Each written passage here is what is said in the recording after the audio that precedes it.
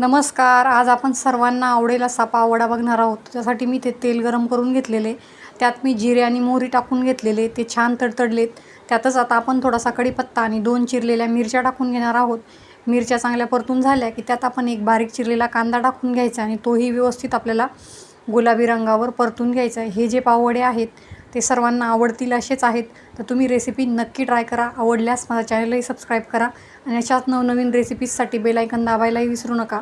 आता कांदा आपल्याला चांगला गुलाबी रंगावर लालसर असा परतून घ्यायचा आहे. कांदा परततानाच आपण त्यात थोडंसं चवीपुरतं मीठ टाकून घ्यायचं आहे. थोडीशी मी त्यात हळद टाकून घेतलेली आणि 4 बटाटे मी इथे उकडून घेतलेले होते, ते आपण क्रश करून टाकायचे आहे. आणि ही जी चटणी आहे ती आपल्याला 5 मिनिटांसाठी परतून घ्यायची आहे. बटाटे उकडलेले असल्यामुळे ही चटणी लवकरच बनवून तयार होते. चांगले मऊसूत असे आपल्याला हे बटाटे शिजून घ्यायचे, जेणेकरून ते आपल्याला वडे करताना मस्त असे आपले वडे बनतात. आता बेसनाचं बॅटर मी इथे बनवून घेत आहे. तर त्यासाठी बेसन पिठामध्ये मी थोडंसं लाल तिखट, हळद पावडर, चवीपुरतं मीठ टाकलेलं आहे आणि पाणी टाकून याचं आपल्याला सेमी सॉलिड असं बॅटर बनवून घ्यायचं आहे. गुठळ्या ज्या आहेत त्या आपल्याला फोडून घ्यायच्या आणि हळूहळू करून आपल्याला पाणी टाकायचं आहे. एकदम पाणी टाकायचं नाही, जेणेकरून हे जे बॅटर आहे ते खूप पातळ बनतं. सेमी सॉलिड असं आपल्याला हे बॅटर बनवून घ्यायचं आहे. तुम्ही कन्सिस्टन्सी बघू शकतात. अशा पद्धतीने आपल्याला हे बेसनाचं बॅटर बनवून घ्यायचं आहे.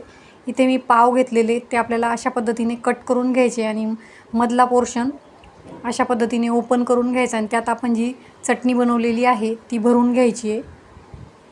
प्रेस करून आपल्याला व्यवस्थित ही चटणी भरून घ्यायची आणि हे जे बेसनाचं बॅटर आहे त्यात मी थोडासा सोडा टाकून घेतलेला आहे आणि ते आपल्याला हाताच्या साहाय्याने व्यवस्थित फेटून घ्यायचं आहे, जेणेकरून हे जे बेसन आहे ते छान असं हलकं बनतं आणि आपले जे पाववडे आहेत ते मस्त असे क्रिस्पी बनतात. यातच आता आपल्याला हे जे पाव आहेत ते पाव त्याच्यामध्ये टाकून अशा पद्धतीने ते आपल्याला गरम तेलामध्ये तळून घ्यायचे आहेत. छान असे लालसर रंगावर आपल्याला दोन्ही साईडने हे पाववडे बनवून घ्यायचे. मस्त असे तुम्ही बघू शकतात इथे आपले पाववडे बनवून तयार आहेत. रेसिपी नक्की ट्राय करा. आवडल्यास माझा चॅनलही सबस्क्राईब करा.